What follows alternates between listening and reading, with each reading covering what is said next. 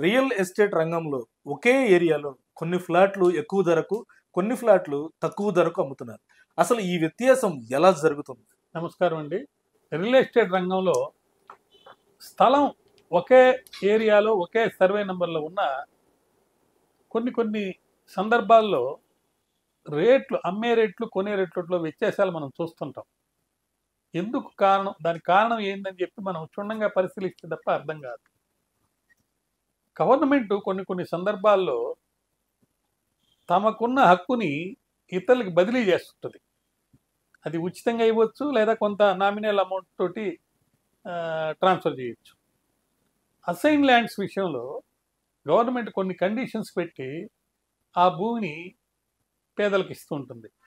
లేదా కొన్ని సందర్భాల్లో అక్కడ అవసరాలు, రాష్ట్ర అవసరాలు దృష్టిలో పెట్టుకొని రాష్ట్రాభివృద్ధి కోసం కొన్ని వ్యాపార సంస్థలకి, ఇండస్ట్రీస్కి వాటికి కూడా భూములు ఇస్తూ ఉంటుంది. అయితే కొన్ని సందర్భాల్లో వారు ఏ పర్పస్ కోసం ఈ భూమి ఇచ్చారో ఆ పర్పస్ కింద వాటిని వాడనప్పుడు తిరిగి స్వాధీనం చేసుకుంటుంది. ఉదాహరణకి పోచంపల్లిలో ఒక సర్వే నెంబర్లో గవర్నమెంటు పేదలకి ఉచితంగా స్థలాలు ఇస్తే అనేక కారణాల వల్ల ఆ పేదలు ఆ స్థలాల్ని ఆక్యుపై చేసి కట్టుకొని స్వాధీనంలో పెట్టుకొని నివసించలేకపోయారు. వాటిని మళ్ళీ తిరిగి తీసేసుకుంది గవర్నమెంట్. తీసుకొని అనేక మందికి ఇవ్వడం జరిగింది. దాంట్లో ఇచ్చిన దాంట్లో ఒక 30 ఎకరాలని మళ్ళీ ఈ ఆక్రమణదారులు ఆక్రమించేశారట. మరి ఆ ఆక్రమణదారులు ఆక్రమించిన వాడికి పట్టాలు లేకపోయినా దొంగ పట్టాలు సృష్టించి దాంట్లో కొంచెం కన్స్ట్రక్షన్ చేసి అలా అమ్మేస్తున్నారు. అట్లా అమ్మినప్పుడు తక్కువకు అమ్ముతారు. మరొక విధంగా ఏంటంటే, ఇప్పుడు అసైన్ ల్యాండ్స్ వాళ్ళు అమ్మకడానికి వాళ్ళకి హక్కు లేదు, నివసించేదానికి మాత్రమే హక్కు ఉంది. ఏదో ఒక కారణం చూపించి అసైన్దారులకి అందజేసిన స్థలాల్లో కట్టిన ఇళ్లను కూడా తక్కువ ధరలకు కొనేసుకొని ఒక 4-5 ఇళ్ళు కొనుక్కుంటారు.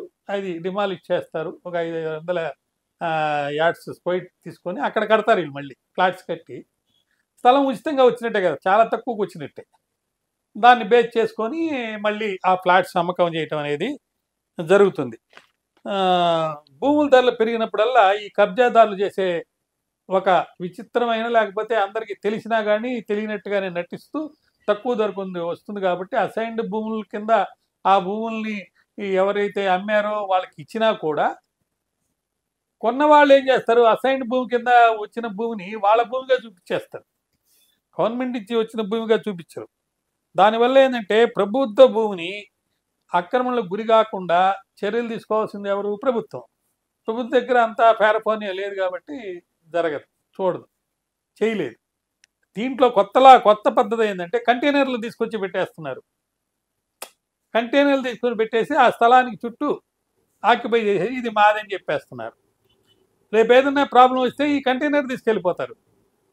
స్థలం ఊరికినే వచ్చినట్టే కదా, ఎక్కడో పెట్టే కంటైనర్ తీసుకొచ్చి ఇక్కడ పెట్టేసుకొని ఆ కంటైనర్ కింద స్థలం మాదేనని చెప్పి దాని చుట్టూ కొంత భాగాన్ని కూడా చేసేసి ఆ భాగంలో కట్టడాలు మొదలు పెడుతున్నారు. కట్టడం అంతా అయిపోయిన తర్వాత ఈ కంటైనర్ తీసేస్తారు. సో ఆ స్థలం మళ్ళీ మాదని చెప్పి మళ్ళీ అక్కడ కూడా కడతారు. ఇట్లా కంటైనర్ రియల్ ఎస్టేట్ బిజినెస్ అనేది ఒకటి కొత్తది స్టార్ట్ అయింది. అదేవిధంగా నేను చెప్పినట్టు అసైన్ భూముల్ని తక్కువ కొనుక్కొని దాని యొక్క భూమి స్వరూపాన్ని మార్చేసి, రూపురేఖలను మార్చేసి, డాక్యుమెంట్స్ని మార్చేసేసి తక్కువగా అమ్ముతున్నారు. అదే కాకుండా కొన్ని కాలనీల్లో రాత్రికి రాత్రే ఇళ్ల మధ్యలో ఉన్న స్థలం, సపోజ్ ఒక 2 ఇళ్ల మధ్యలో కొంత స్థలం ఉందనుకుంటాం. ఆ 2 ఇళ్ల మధ్యలో స్థలం అది గవర్నమెంట్ కోసంగా ప్రయోజనాల కోసం కానీ, ప్రజా ప్రయోజనాల కోసం కానీ దాన్ని వాడకుండా వదిలేశారు, లేకపోతే యూజ్ చేయకుండా వదిలేశారు. ఈ ఆక్రమణదారులు దాన్ని ఆక్రమిస్తారు.